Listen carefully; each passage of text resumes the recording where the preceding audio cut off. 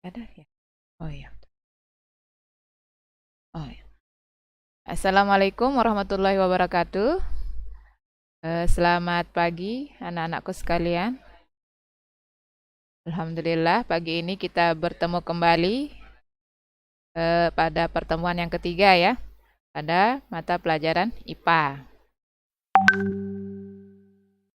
Ya, eh, bagaimana kabar kalian?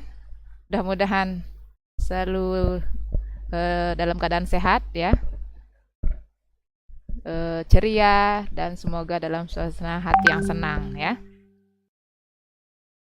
Baik, sebelumnya kalian sudah mempelajari tentang organ-organ reproduksi ya, baik pada wanita maupun pada pria. Nah,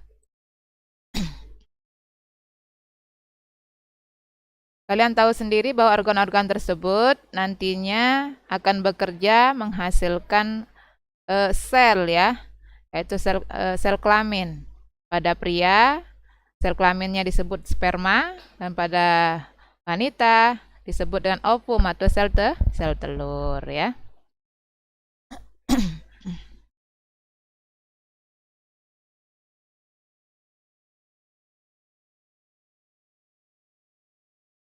Iya.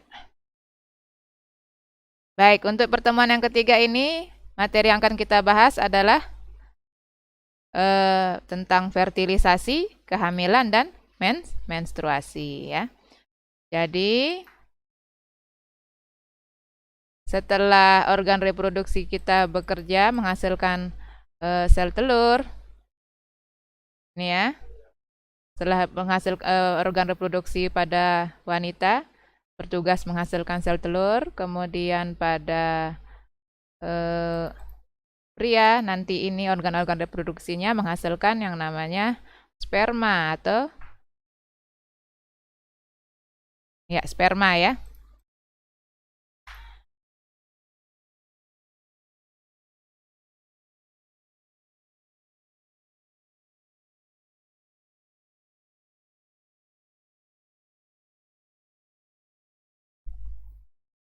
Ya, baik. Ini adalah proses untuk menghasilkan sel sperma. Nah, ini namanya spermatogenesis. Jadi dari satu spermatosit nanti akan menghasilkan sperma yang sudah matang. Kemudian pada wanita namanya oogenesis atau pembentukan ovum ya. Nah, pada wanita ini nanti hanya menghasilkan satu sel telur saja. Sementara pada pria satu kali memproduksi itu bisa menghasilkan jutaan sperma ya. Nah, pada prosesnya nanti untuk menghasilkan individu baru maka perlu adanya pertemuan antara sel sperma dan sel telur ya. Nah, proses pertemuannya itu dinamakan dengan fertilisasi ya. Jadi apa itu fertilisasi? Iya, fertilisasi adalah proses peleburan antara satu sel sperma dengan satu sel telur atau ovum yang sudah matang ya.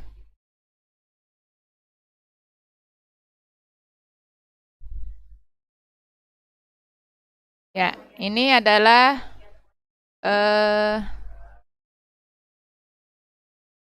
sel sperma ya, bagian-bagian sperma. Ini disebut dengan kepala. Kemudian ini ada badannya, kemudian ada ekor. Kalau kalian lihat sperma ini ternyata mirip seperti berudu ya. Iya.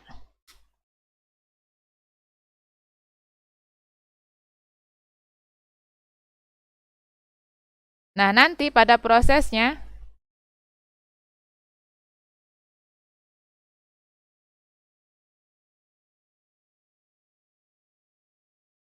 yaps.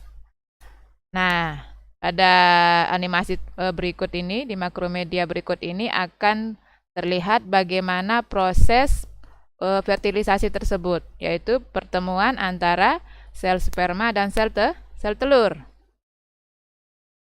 Jadi di sini diproduksi dulu sel telur ya. Setelah ovarium memproduksi sel telur, nanti sel telur akan disalurkan melalui saluran yang disebut dengan tuba Fallopi. Nah, pada tuba Fallopi inilah nantinya tempat terjadi pembuahan, atau disinilah tempat bertemunya antara sel telur dan sel sperma. Seperti apa? Iya. Nah, ini sel telur kalau diperbesar ya. Sel telur kalau diperbesar seperti ini. Ya. Nah, ya, ini namanya, ada beberapa nama Latin ya. Ya. Ini adalah sel inti selnya. Ini sel telur yang sudah matang. Kemudian nanti sperma akan masuk menuju ke rahim, nanti dia akan berenang menuju ke tuba Fallopi ya. Ya. Nah, ini sperma yang sudah matang. Nanti pada prosesnya sperma ini akan berenang menuju ke daerah tuba Fallopi. Iya. Di tuba Fallopi dia akan bertemu dengan sel telur. Nah, ini spermanya akan menuju ke sel telur. Ya. Kemudian menuju ke arah inti. Ya. Nah, seperti ini. Nah, kita tahu bahwa sperma yang dihasilkan oleh organ reproduksi pria itu jumlahnya jutaan ya. Tidak hanya satu sperma tapi jutaan. Sehingga nanti sperma yang menuju ke sel telur itu jumlahnya sangat banyak, bisa mencapai jutaan. Iya. Nah, ini sperma menyentuh dinding sel ya.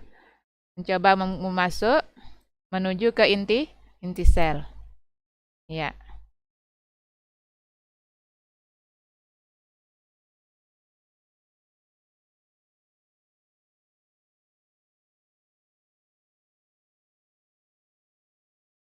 Iya.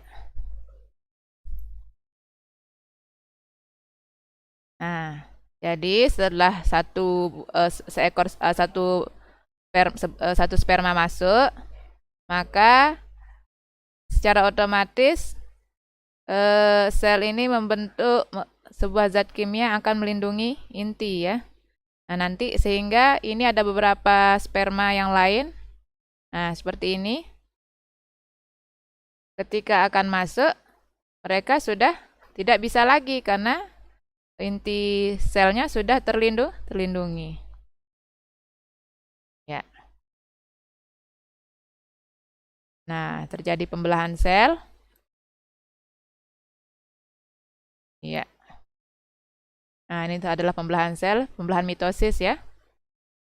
Pembelahan meiosis, maaf. Iya. Nah. Baik, ini adalah sekali lagi, ini adalah sel telur.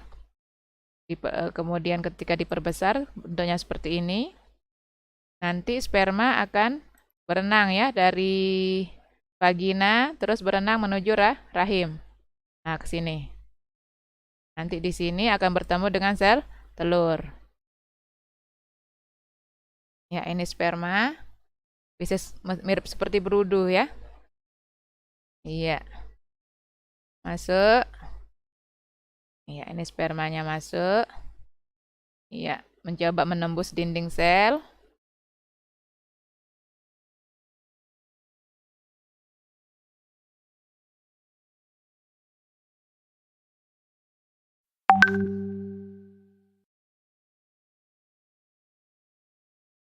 Iya.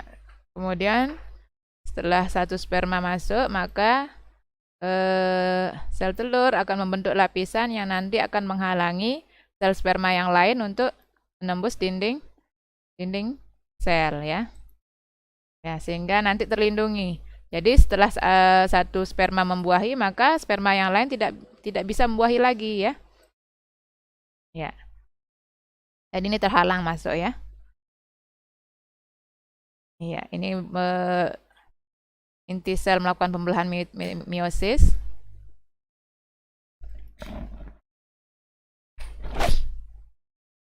Baik. Nah, itu proses pembuahan ya. Maka pada perkembangannya nanti, setelah terjadi pembuahan,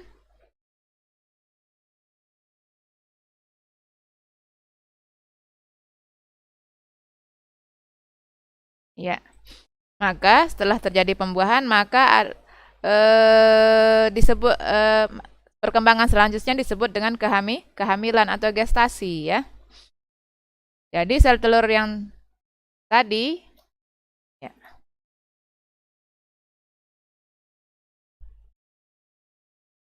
sel telur tadi nanti,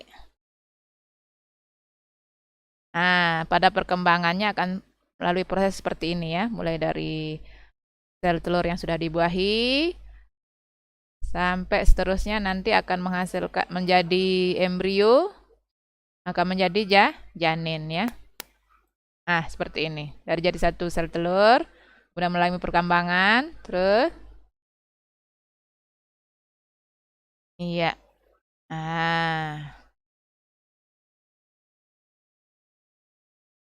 Berapa lama prosesnya ini?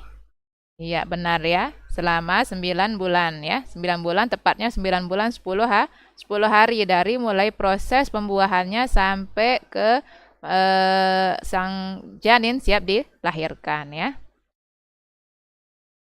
Ini 1 minggu pertama. Ya. Ya, ini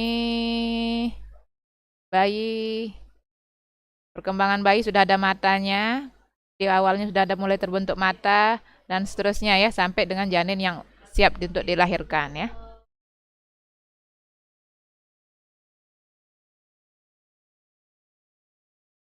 Ya, ini udah berumur ini adalah sel telur dalam kurun waktu 1 bulan. Ini sudah bulan kedua, sudah mulai terbentuk. 3, 4, 5, 6, 7, 8, sudah ke-9, ya. Sehingga bayinya sudah siap untuk dilahirkan.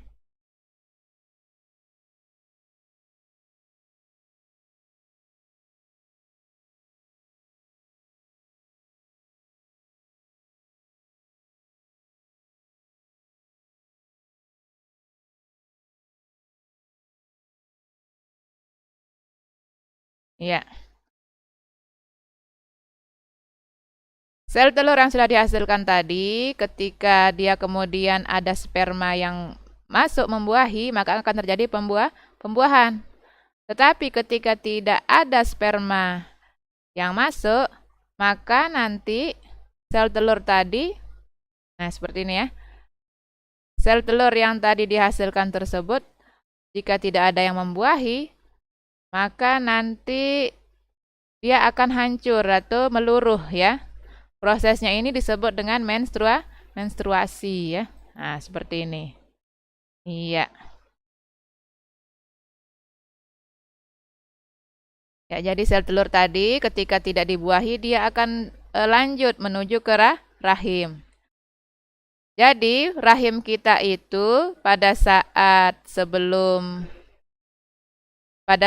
ovarium melakukan pembuahan, pada saat ovarium menghasilkan sel telur, maka rahim kita akan menebal. Dia akan membentuk lapisan dinding yang dipenuhi dengan jaringan darah, ya. Ini untuk mempersiapkan sebagai tempat melekatnya embrio.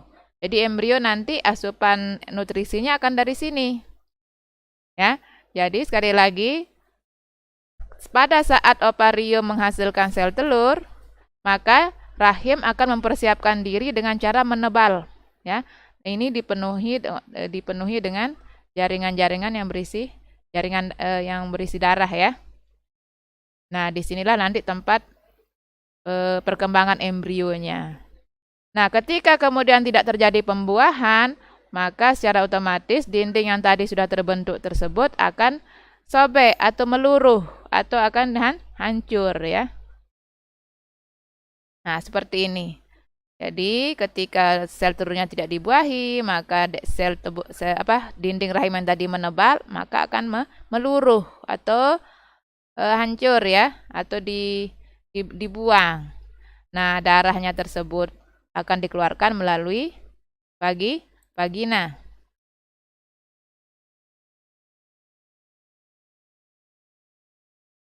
Ya, ini sel telurnya, proses pembuatan sel telur. Ya, ini keluar sel telurnya.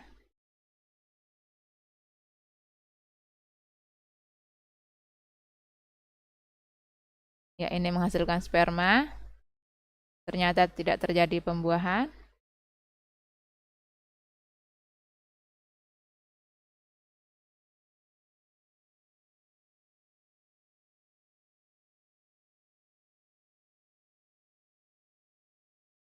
Yap.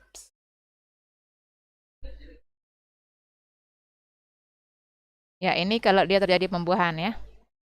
Ya, bertemu dengan sperma, kemudian membelah selnya.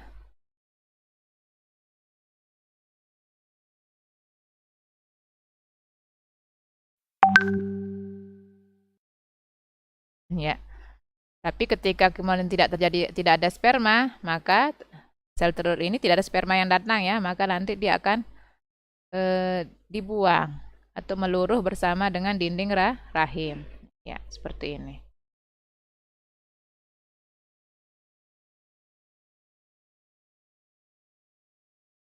Nah, ini namanya proses menstruasi. Kita lihat dari awal ya.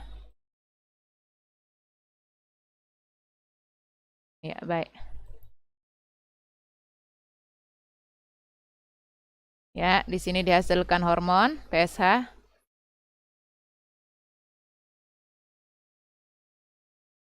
Yap. Ya, sel telurnya yang sudah matang.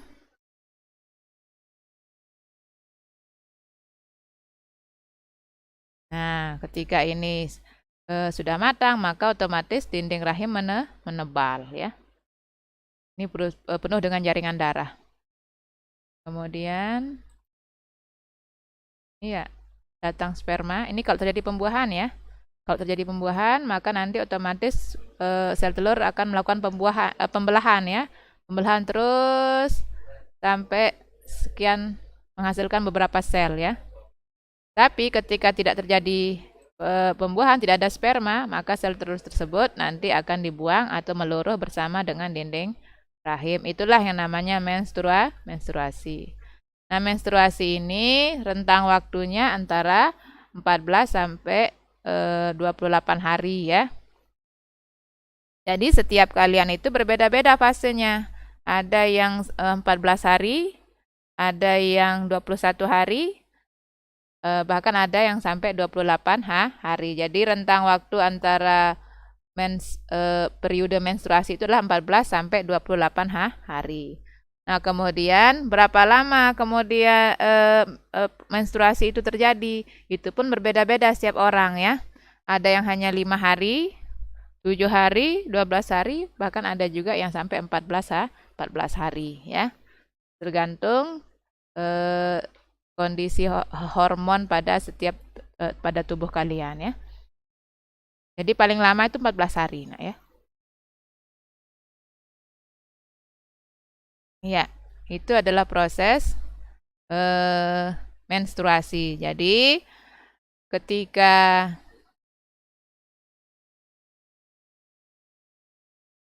ketika kalian nanti organ reproduksinya sudah bekerja menghasilkan sel telur dan sel sperma, maka nanti untuk menghasilkan sel individu baru perlu adanya pertemuan antara sel sperma dan sel telur. Jadi tidak bisa hanya satu sel saja.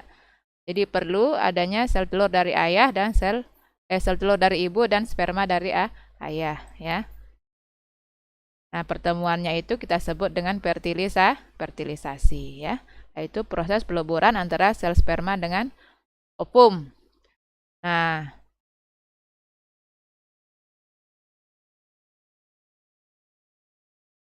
nanti pada perkembangannya maka terjadilah proses kehamilan ya. Nah, proses kehamilan seperti ini, iya. Kemudian ini selama 9 bulan 10 hari ya. Nah, kalau tidak terjadi maka kalian akan mengalami yang namanya apa? Menstruasi ya. Jadi menstruasi itu terjadi ketika ovum tidak dibuahi ya. Ketika ovum tidak dibuahi, maka dinding rahim yang telah menebal tersebut yang dipenuhi dengan pembuluh darah ya, itu akan rusak. Akan rusak dan meluruh atau runtuh ya. Nah, luruhannya itu bersama-sama dengan opum nanti akan dikeluarkan melalui vagina. Itulah yang kalian sebut dengan menstruasi ya. Ya.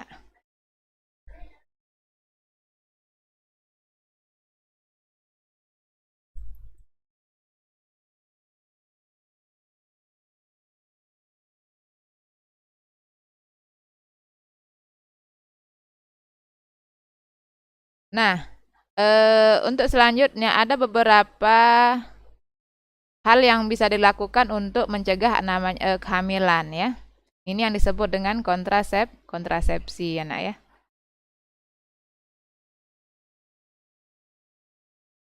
Ya. Jadi kehamilan bisa dicegah atau proses perkembangan dari proses pembuahan tersebut bisa dicegah ya. Ini kita sebut dengan kontrasepsi ya. Untuk kontrasepsi ini ada beberapa jenis. Ada yang dengan alat bantu dan ada yang tidak dengan alat bantu. Ada yang permanen dan ada yang tidak permanen. Ya. Bentar. Ya, diantaranya ada beberapa kalau dengan alat bantu ada beberapa. Kalau tanpa alat bantu itu disebut dengan ini ya. Ini yang permanen. Yang permanen itu adalah namanya tubektomi ya. Tubektomi itu adalah pemotongan saluran tuba Fallopi. Jadi ini sel telurnya ini salurannya dipotong. Sehingga nanti sel telur tidak akan menuju rahim. Nah, ini. Otomatis sel telur tidak akan bisa menuju rahim atau sperma tidak akan bisa bertemu dengan sel telur. Ya, ini dipotong ya. Kalau ini permanen, maka seterusnya tidak akan bisa terjadi kehamilan ya. Kemudian yang kedua ada kontrasepsi non permanen ya. Non permanen ini ada yang dengan alat bantu dan ada yang tanpa alat bantu. Tanpa alat bantu ini disebut dengan alami ya. Cara alami itu ya dengan menggunakan sistem kalender. Jadi kalian menstruasi itu kan ada fasenya. Iya. Nah, pada fase awal, nah ini fase sebelum ovulasi. Nah, pada saat ini kalian seorang wanita tidak dalam masa subur. Sehingga ketika pada saat ini belum ada sel telur, sehingga ketika sperma masuk belum ada sel telur yang akan dibuahi. Nah, ini disebut dengan masa tidak subur. Pada saat ini maka tidak akan terjadi kehamilan. Nah, fase subur itu ada pada fase ovulasi, yaitu minggu antara minggu ke-14 sampai ke 28 hari ke-14 sampai hari ke-28. Ini adalah masa kalian subur. Di sini sel telurnya sudah matang. Sehingga pada saat ini sperma bisa melakukan membuahi sel telur sehingga terjadilah pembuahan atau kehamilan.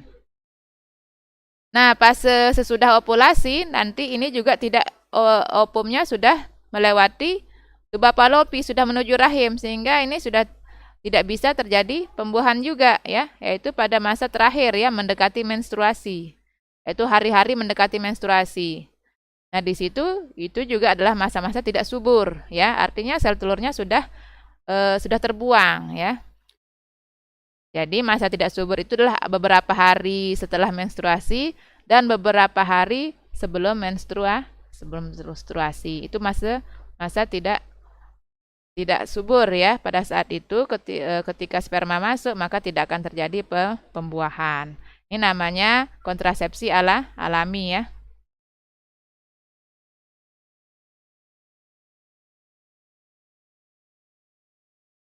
Nah, kalau dengan alat bantu, maka ada beberapa alat bantu ya. Ada yang secara hormonal, ada yang tidak secara hormonal, ya. ada yang dengan pil KB, ya. Jadi dengan cara meminum pil, ada yang menggunakan susuk atau implan, ya, yang ditanam di bawah kulit, ada yang dengan KB suntik, ya.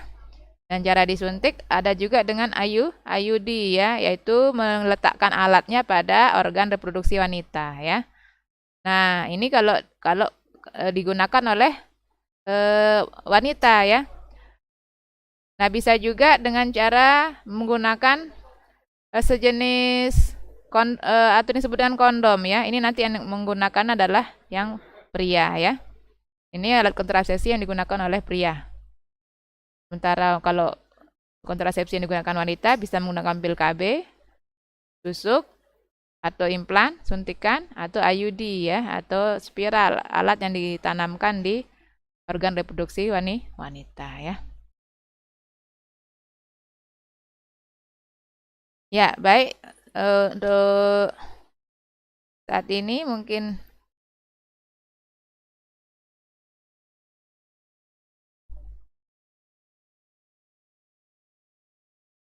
ya, baik, ini adalah beberapa penyakit pada organ reproduksi. Jadi, organ reproduksi kita tidak juga seperti yang lainnya bisa mengalami gangguan, ya. Ini adalah beberapa penyakit yang bisa dialami oleh organ reproduksi, ya. Beberapa di antaranya adalah, kalau yang ini adalah menular, ya. Ini adalah penyakit menular seksual.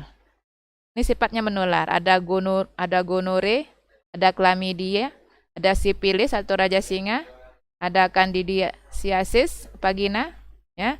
Ada trichomoniasis, ada kutil kelamin, ada herpes, dan ada HIV. Nah, ini adalah virus HIV, ya. Ini virus HIV. Iya, mirip seperti ini. Nah, HIV ini sendiri menular, ya. Ya, ini untuk penyakit-penyakit ini akan kita bahas pada pertemuan berikutnya.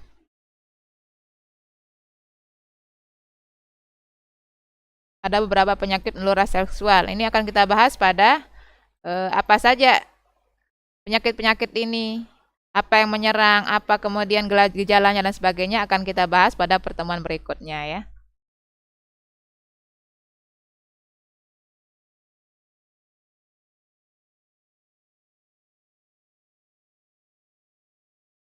Baik anak-anak, mungkin itu saja yang bisa Bu Guru sampaikan. Pada pertemuan berikutnya kita akan lanjutkan dengan penyakit-penyakit atau gangguan yang terjadi pada sistem reproduksi, ya. Terima kasih atas perhatian kalian. Berikutnya kita akan berjumpa di classroom, ya. Kalian boleh bertanya, silakan melalui via WA atau nanti di Google Classroom, ya. Baik, terima kasih. Assalamualaikum warahmatullahi wabarakatuh.